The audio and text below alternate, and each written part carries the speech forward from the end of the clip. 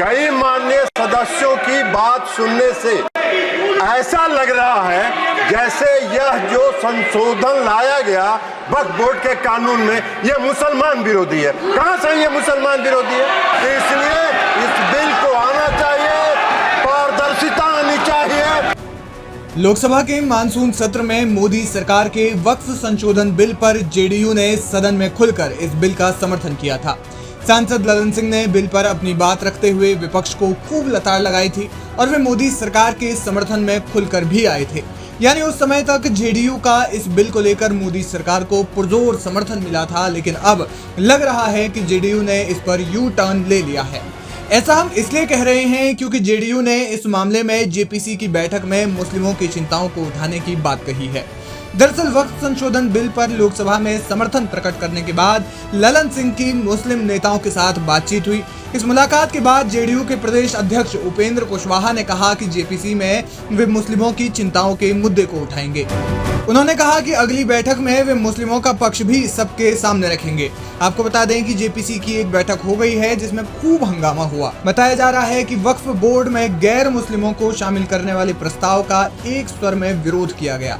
अब इसकी अगली बैठक होनी है जिसमें वक्फ संशोधन अधिनियम के और बिंदुओं पर चर्चा होगी। इसी चर्चा में जेडीयू अपना पक्ष रखते हुए मुस्लिमों की चिंताओं का मुद्दा रख सकती है।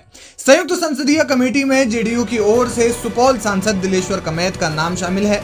बताया जा रहा है कि बिहार के मुख्यमंत्री नीतीश कुमार के निर्देश पर सोमवार को जेडीयू के पटना कार्यालय में शिया और सुन्नी बोर्ड के तमाम नेताओं के साथ बैठक हुई।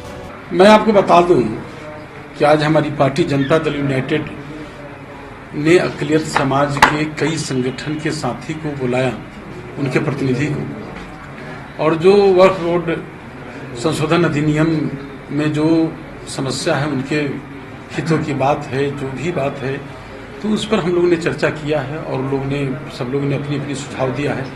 जो जेपीसी जो उसमें हम लोग जो मेंबर है हमारे पार्टी की तरफ से, उस कमेटी में हमारी पार्टी रखेगी। आप जानते हैं कि हमारी सरकार की प्राथमिकता रही है अल्पसंख्यक समाज के हितों के लिए। हमारी सरकार, हमारे नेता, हमारी पार्टी लगातार संवेदनशील रहा है, उसके हितों के हम लोग हमेशा सोचते रहे, हमारी पार्टी सोचती रही है। तो और विशेष रूप से हम लोग बताएंगे, हम लोग फिर चर्चा करेंगे, उस पर डिटेल हम लोग फिर से। बैठक के बारे में ज्यादा जानकारी सामने नहीं आई, लेकिन बताया जा रहा है कि इस पूरी बैठक में चर्चा का मुख्य बिंदु वक्फ संशोधन बिल ही रहा, क्योंकि बिहार के कैबिनेट मंत्री जमा खान ने नाराजगी जाहिर करते हुए मुस्लिम समुदाय का पक्ष पहले ही रख दिया था।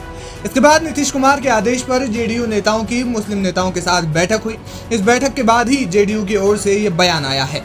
माना जा रहा है कि जेडीयू का ये स्टैंड बीजेपी के लिए नुकसानदेह साबित हो सकता है। हालांकि इसका मुख्य कारण है बिहार विधानसभा चुनाव 2025, जिसमें नीतीश कुमार की साख कई हद तक दांव पर भी लगी है, क्योंकि नीतीश कुमार अपने एक कार्यकाल के दौरान तीसरी बार मुख्यमंत्री बने हैं, जिसमें 2 बार बीजेपी के साथ रहते हुए और 1 बार पाला बदलकर आरजेडी के साथ उन्होंने सरकार बनाई थी।